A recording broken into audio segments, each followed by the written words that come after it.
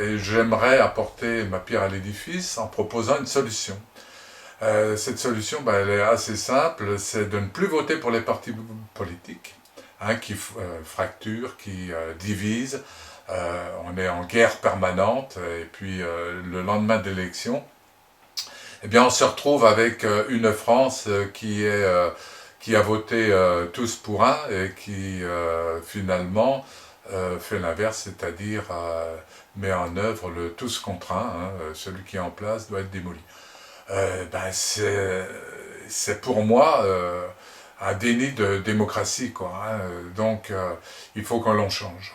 Et il faut que l'on change en mettant en place une nouvelle donne électorale qui consisterait à voter pour des solutions, à savoir que sur chaque élection, eh bien, on pourrait définir un certain nombre de thèmes à prendre en compte pour cette élection, et puis, évidemment, proposer sur chaque thème, que chaque sensibilité propose sur chaque thème, eh bien, sa solution.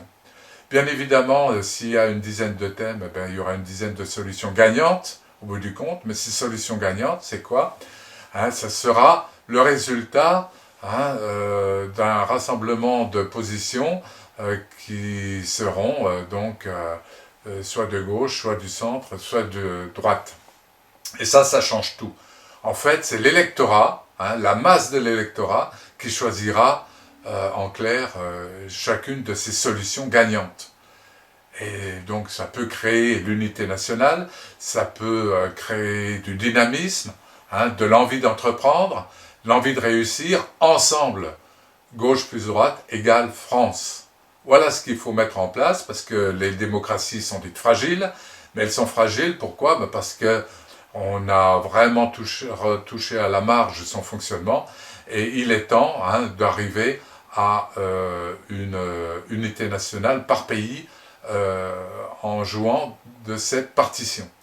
Alors, évidemment, ce modèle peut être produit à l'échelle internationale, et je propose que l'ONU puisse aussi pratiquer ce système d'élection, et de solutions surtout, de manière à ce que notre planète puisse vivre en assurant le bien-être de l'humanité, et puis aussi garantir la survie écologique de cette planète qui est notre seul village à ce jour connu. Voilà, eh bien le débat est ouvert. J'espère que le président de la République prendra connaissance de cette nouvelle forme de démocratie que j'appelle de mes voeux.